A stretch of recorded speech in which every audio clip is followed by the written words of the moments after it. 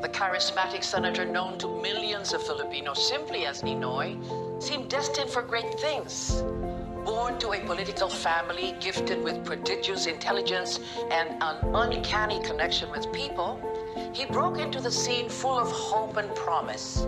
Starting young and learning on the go, he embraced challenges at every turn and rose above adversity, even at great cost to himself.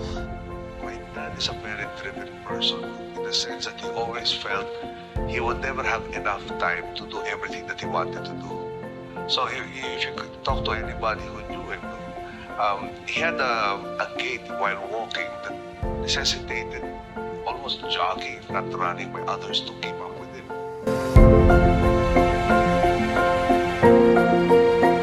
But his lust for adventure brought him to the Manila Times. At the age of 17, he found himself a cub among seasoned reporters covering the Korean War.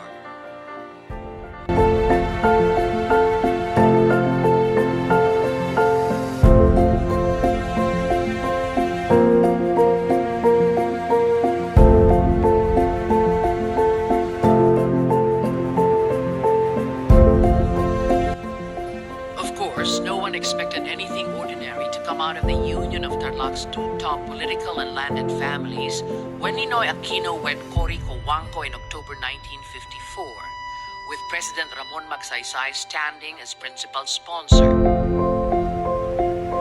Elected mayor of Concepcion in 1955, but was later disqualified on account of his age. Personal network that penetrated deep into the underground, as well as official circles, he was able to negotiate the surrender of Hook Supremo Luis Taruc to the government in 1954. This earned the young Aquino a place in the inner circle of President Magsaysay. In 1959, he won handily as vice governor of Tarlac.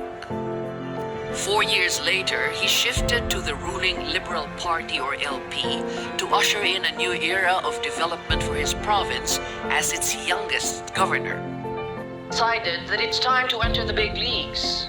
Here he would find himself on a collision course with another master politician and lawyer, Ferdinand Marcos. Ninoy's maiden bid for a Senate seat ran into two major obstacles. One, he would be underage technically on election day, and two, he was not too well known outside Tarlac. The stage was being set for martial law. As of the 21st of this month. And when it came in September 1972, Information number 1081. Ninoy Aquino was the first prominent personality to be arrested. Seized every opportunity to embarrass the dictatorship and to gain sympathy for the cause of freedom and democracy. All I ask Mr. Marcos is, send me before an impartial tribunal, not a military officer. But you're prejudging all this military... Napaso na ako eh. If you attend that doggone mission, we stand up, hindi ka pa nakakatayo eh, denied ng motion mo eh. Eh siyempre mga general yan eh. Eh pag nagalit si Apo sa kanila, eh direktirado na sila.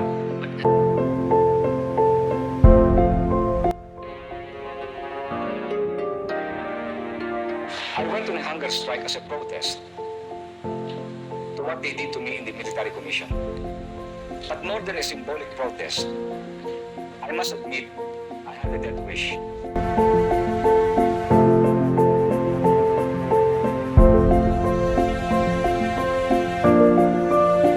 Every day, they brought me out to exercise.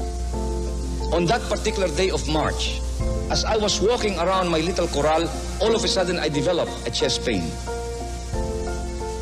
And then the pain was so terrible that I sat down and I asked my guard to massage my chest and asked him to bring me back. I called for the army doctors, they checked me and they said, muscle spasm lang po yan, that's nothing, just take a rest. And so I rested. On May 5, 1980, almost midnight, they took me from my cell and they brought me to the heart center. I said, what's wrong with me?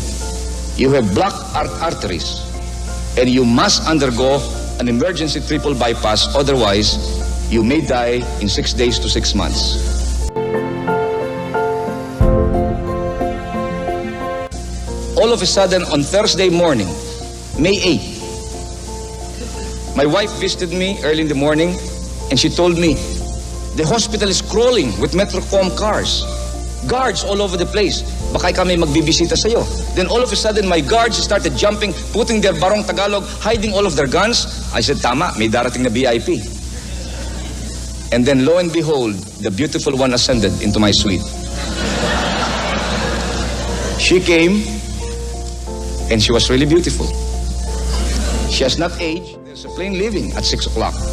You can be in that plane.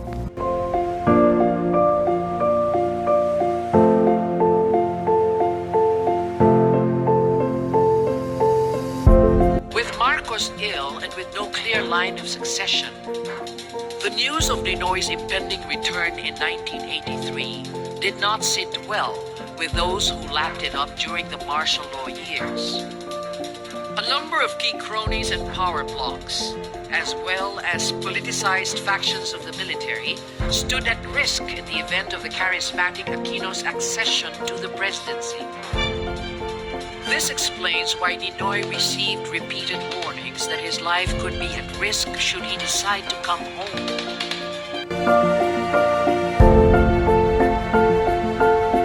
I cannot be petrified by inaction or fear of assassination and therefore stay in a corner. I have to suffer with my people. Promise to return, I have returned against all odds. You have to be very ready with your hand camera because this action can become very fast. Yes. In a matter of 3-4 minutes, it could be all over. And I may not be able to talk to you again after this. I die, then I die, and there's only one to suffer. So long as you will continue to struggle and carry the torch, then I think we'll have a better Philippines rather than have one carrying the torch, we'll have many. It was Ninoy who conceptualized, embraced, and promoted the philosophy of reconciliation and nonviolence that became the moving force